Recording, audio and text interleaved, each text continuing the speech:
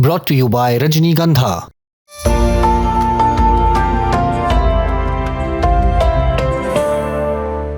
Waste Asia या Middle East में बीते 40 दिनों से लगभग 40 दिनों से जारी जंग पर रोक लगाने के लिए, एक तरह से स्थायी रोक लगाने के लिए पाकिस्तान की राजधानी इस्लामाबाद में अमेरिका और ईरान के बीच पीस टॉक्स यानी शांति वार्ता चल रही थी।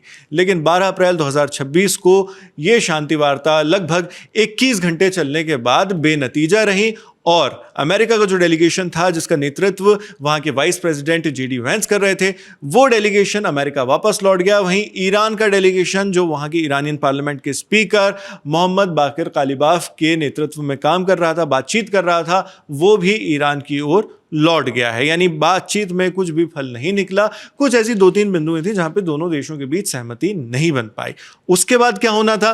अमेरिकी राष्ट्रपति डोनाल्ड ट्रंप पहले ही ये धमकी दे चुके थे कि अगर बातचीत सफल नहीं हुई तो अमेरिका किसी भी बड़े मिलिट्री ऑपरेशन के लिए तैयार है और वो सख्त कदम उठा सकता है। और इन्हीं अटकलों के बीच, इन्हीं अंदाजों के बीच कि व्हाट विल बी नेक्स्ट, तो इसी के बीच डोनाल्ड ट्रंप ने एक काफी खतरनाक हिंट दी है।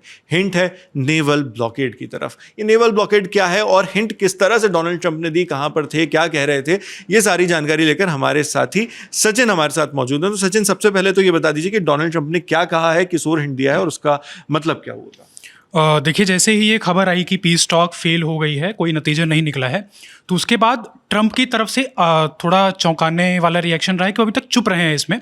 उन्होंने ना तो कंफर्मेशन दी है और ना तो कुछ इस पर बोला है। जनरली वो बोल देते हैं ट्रूथ सोशल, बहुत मुखर है। हाँ, वो ट्रूथ सोशल पोस्ट कर देते हैं। लेकिन इसके बीच उन्होंने एक पोस्ट की है जिसके बाद जो है तो थोड़ा खतरे का अनुमान एक लगाया जा रहा है कि क्या अमेरिका अब एक और बड़ा कदम उठा सकता है। उन्होंने ट्रुथ सोशल पर एक आर्टिकल शेयर किया। आर्टिकल एक अमेरिकन आउटलेट है, जस्ट द न्यूज़ करके, वो प्रो कंजर्वेटिव और प्रो ट्रंप माना जाता है। उसने एक आर्टिकल शेयर किया है कि अभी भी ट्रंप के पास एक ट्रंप कार्ड है, उसका नाम है नेवल ब्लॉकेड।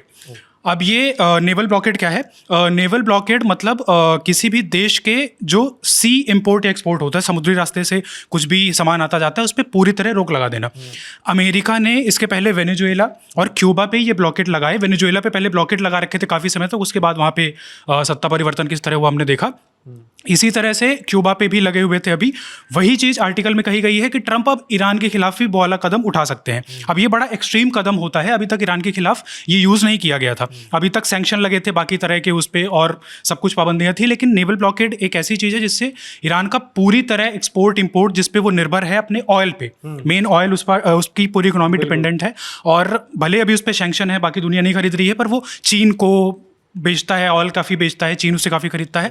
बाकी देशों को भी शैडो फ्लीट की तरह से रिपोर्ट्स आती हैं कि शैडो फ्लीट से वो तेल कुछ कुछ बेच के अपनी इकोनॉमी चलाता है। यानी साफ साफ खुले तौर पर बेचे बगैर वो किसी तरह से भिजवा देता है ताकि पता ना चले अमेरिका को। जी हाँ, ये कुछ देशों से, और चीन के साथ तो सीधे तौर पे चीन खरीदता आया है। नेवल ब्लॉकेड अगर होता है तो ईरान का इंपोर्ट एक्सपोर्ट पूरी तरह रुक जाएगा। उसकी इकोनॉमी जो ऑलरेडी कमजोर है वो पूरी क्रिपल कर जाएगी। ये एक तरह से उसी तरह होगा जैसे खार्ग आइलैंड पे कब्जे की जो बात कही जा रही थी कि उससे उसका पूरा तेल का जो भी एक्सपोर्ट इंपोर्ट है वो रुक जाएगा। नेवल ब्लॉकेड से भी ऐसा ही कुछ रिपरकशन ईरान के ऊपर होगा कि उसकी इकोनॉमी बैठ जाएगी, तेल वो बेच नहीं पाएगा और ये एक भयावह स्थिति होगी। अमेरिका ने अभी तक इससे रेस्ट्रेन किया था, पर अब ट्रम्प जैसा हिंट कर रहे हैं, शायद वो सोच रहे हो कि हम ऐसा भी कर सकते हैं। एक ऑप्शन उन्होंने जताया है कि उनके पास है ये। अच्छा सचिन, आप जिस तरह से बता रहे हैं कि नेवल ब्लॉकेड किस स्तर का कितना खतरा पैदा कर सकता है, तो इससे एक जिज्ञासा ये भी होती है कि वो नेवल ब्लॉकेड को इंप्लीमेंट किस तरह से करेंगे, यानी समुद्री रास्तों में वहां पर वो किस तरह से ये तैनाती है जो भी है वो किस तरह से किया जाता है, ये प्रोसेस क्या है?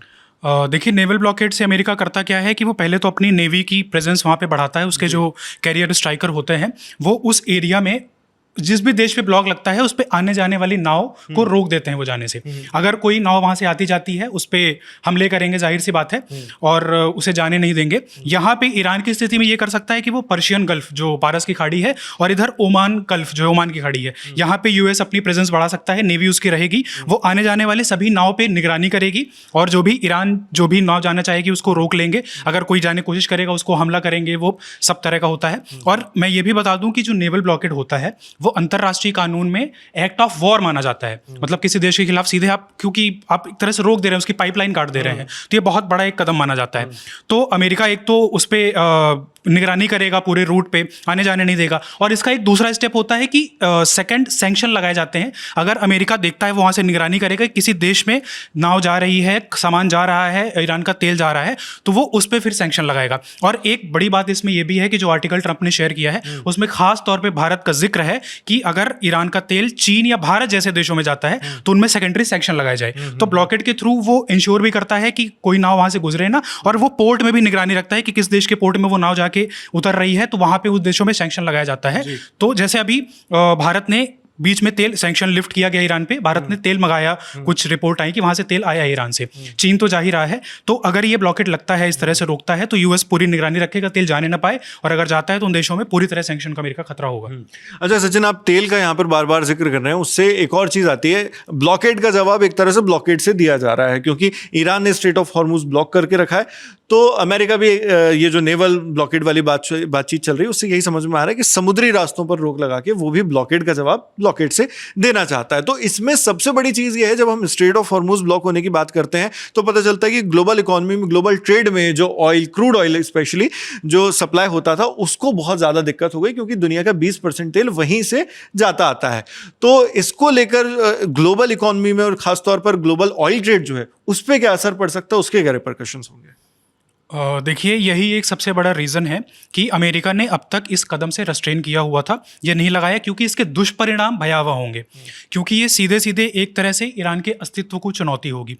अगर उस पर ब्लॉकेट लगा, उसके तेलों का आवाजाही बंद हुई, तो उसकी इकोनॉमी पूरी तरह से ठप पड़ जाएगी।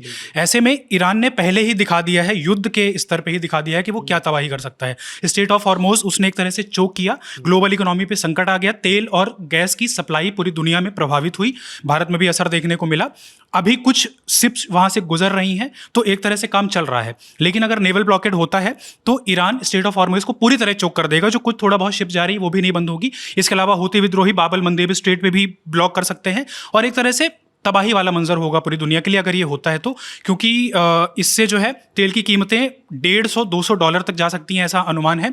और पूरी दुनिया में एक तो सप्लाई तेल और गैस की भयावह रूप से रुक जाएगी, और संकट इकोनॉमिक हो या सप्लाई हो, खाने की चीज़ें और ज़रूरी चीज़ें, पेट्रोकेमिकल, फर्टिलाइज़र के लिए ज़रूरी जो मतलब सब ज़रूरी चीज़ें एक तरह से रुक जाएंगी। और जो वहाँ के बाकी के देश हैं, ओमान की खाड़ी में स्थित हैं, ओमान हो गया, ओमान नहीं बहरीन हो गया, यूएई, कुवैत, इन सब पे संकट आ जाएगा, इनकी कुछ भी एक्सपोर्ट नहीं हो पाएगा, और एक बहुत बुरी स्थिति होगी, जिसको कहेंगे कि एक एक्सट्रीम स्थिति हो, वैसी स्थिति बन सकती है अगर ऐसा कुछ होता है तो। ऑलरेडी हम बुरा मंजर देख रहे हैं, पर इससे और नेक्स्ट लेवल पे चीज़ें एस्केलेशन हो सकती हैं। यानी ग्लोबल इकोनॉमिक स्लो डाउन जैसी स्थिति बन सकती है, महंगाई, इन्फ्लेशन बाकी देशों में वैश्विक स्तर पर बढ़ सकती है, ये एक आशंका है। दूसरी चीज़, यहाँ पर आपने तेल की बातचीत की और इंडिया का भी आपने जिक्र किया कि आर्टिकल में इंडिया का भी खास तौर पर नाम दिया गया है। और ज़रूरतों की जब बात करें तो अभी जब स्ट्रेट ऑफ हॉर्मुज ब्लॉक हो गया था तो वॉर की वजह से इंडिया पर भी इसका साफ असर देखने को मिला, और एलपीजी नहीं मिल पाने की वजह से बहुत सारी हम रिपोर्ट्स देखते हैं कि मजदूर अपने अपने प्रवासी मजदूर जो हैं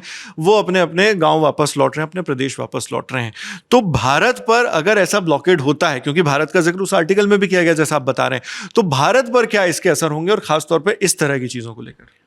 देखिए, इस लगभग 1 महीने 40 दिन की जंग में ही भारत में काफ़ी असर हमें देखने को मिल चुका है।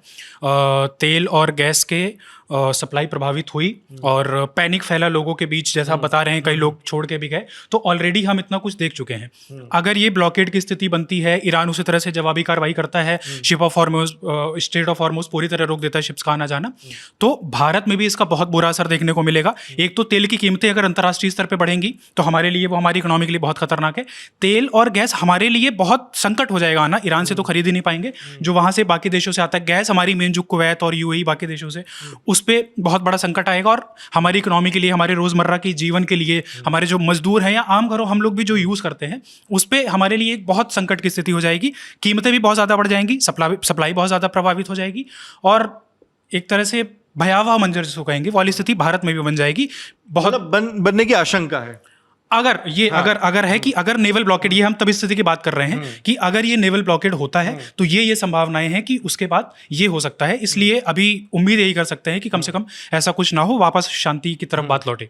हालांकि ऐसा कुछ होता भी है तो सरकार की तरफ उम्मीदें भरी निगाहों से देखा जाएगा कि वो क्या फैसला लेती है और इस तरह के क्राइसिस से भारत किस तरह निपटता है। तो ये भी हो सकता है कि कोई सॉल्यूशन भी निकाल लिया जाए।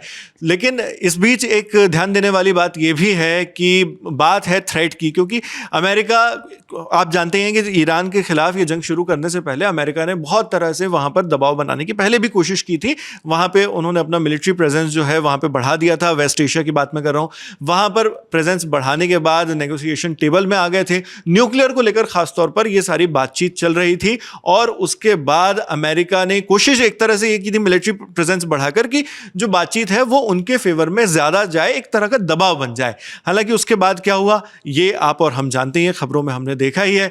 हो सकता है एक तरह से आर्टिकल शेयर करना एक नई चेतावनी की तरह हो, क्योंकि उन्होंने साफ शब्दों में, डोनाल्ड ट्रंप ने अभी भी कोई चेतावनी नहीं दी है। जैसे सचिन ने इस वीडियो की शुरुआत में भी आपको बताया कि खुले रूप से वो एकदम साफ शब्दों में कह दिया करते हैं डोनाल्ड ट्रंप बात, इस बार उन्होंने नहीं किए। तो क्या ये एक तरह से सिर्फ हिंट के लहजे में एक चेतावनी है, क्या है, ये सोचने वाली बात है। ये ट्रंप की एक रणनीति भी रही है कि वो मैक्सिमम प्रेशर बनाते हैं अपनी बातों से और बाद में बैकआउट कर जाते हैं। तो ये भी माना जा रहा है कि हो सकता है ये मार्केट खुलने से पहले कुछ रणनीति हो दबाव बनाने की और बाद में वो पलट जाए। पहले भी वो जब सिविलाइजेशन खत्म करने वाला ट्वीट आया था उसके अगले दिन सीज फायर हो गया था और वो बातचीत के टेबल पे बातचीत के लिए तैयार भी हो गए थे दोनों देश। तो ये एक चीज है। दूसरी चीज न्यूक्लियर का मैंने जिक्र किया। न्यूक्लियर सबसे बड़ा बोन ऑफ कंटेंशन बना हुआ दोनों देशों के बीच, क्योंकि ईरान अपना न्यूक्लियर प्रोग्राम सरेंडर करने के लिए बिल्कुल तैयार नहीं है और अमेरिका पूरी तरह चाहता है, इसकी रिपोर्ट्स भी आई हैं सोर्सेज के हवाले से, कि अमेरिका पूरी तरह चाहता है कि न्यूक्लियर प्रोग्राम ईरान अपना खत्म कर दे।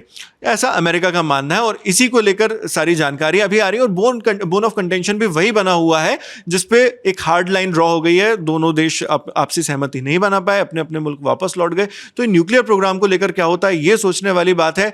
तीसरी चीज यहां पर डोनाल्ड ट्रंप और गैस को लेकर जो भी चीजें हैं उस पर सोचने वाली बात यह भी है कि डोनाल्ड ट्रंप जो धमकी दे रहे हैं क्या उसका असर देखने को मिलेगा, क्योंकि जब स्ट्रेट ऑफ हॉर्मुज ब्लॉक हो गया था तो सबसे बड़ा मुद्दा डोनाल्ड ट्रंप के लिए उसे ही खुलवाना हो गया था। इसको लेकर आपने मीम्स भी देखे होंगे इंटरनेट पे, लोग कहने लगे थे कि भाई ये स्ट्रेट ऑफ हॉर्मुज तो वॉर से पहले भी खुला था, अब आप अपना मुख्य मकसद इस जंग का यही बता रहे हैं कि स्ट्रेट ऑफ हॉर्मुज खोलना है। तो स्ट्रेट ऑफ हॉर्मुज इसलिए जरूरी है क्योंकि अमेरिका ये भी नहीं चाहता कि ग्लोबल ट्रेड में इफेक्ट पड़े, जिससे उसको खुद को भी नुकसान होता है। अगर तेल की बिक्री प्रॉपर नहीं होती, सप्लाई प्रॉपर नहीं होता तो उसको खुद को भी नुकसान होता है। यही वजह है कि रशिया से तेल न खरीदने देने पर जो उसका जोर था उसको भी उसने हटा लिया जब ये जंग शुरू हुई, ताकि तेल का सप्लाई पूरे विश्व में बराबर बना रहे। तो अगर नेवल ब्लॉकेड होता है तो तेल की सप्लाई रुकेगी। क्या अमेरिका ऐसा चाहता है? जो स्ट्रेट ऑफ हॉर्मुज से ये नहीं चाहता था कि तेल ब्लॉक हो जाए, वो क्या खुद नेवल ब्लॉकेड करके चाहेगा कि तेल का सप्लाई रुके? ये सारी चीजें, ये सारी संभावनाएं जिन पर हमारी नजर बनी हुई है, एनालिस्ट भी इन पर अपने एनालिसिस लेकर आते हैं, जिनकी रिपोर्ट्स हम आप तक पहुंचाते हैं। बाकी इस पूरी सीज फायर के जो बाद का जो पीस टॉक्स है उसमें क्या क्या हुआ, उसके अन्य वीडियोस हम लल्लन टॉप पर लगातार आप तक पहुंचा ही रहे हैं। उनके जरिए आप इनको लेकर और डिटेल्स ले सकते हैं। इस पूरी जानकारी पर जो हमारे साथी सचिन आपके लिए लेकर आए थे उस पर आपका क्या सोचना है, हमें कमेंट बॉक्स में लिखकर जरूर बताएं। कैमरे पर दानिश है, मैं हूं शेख नावेद। देखते रहिए लल्लन टॉप।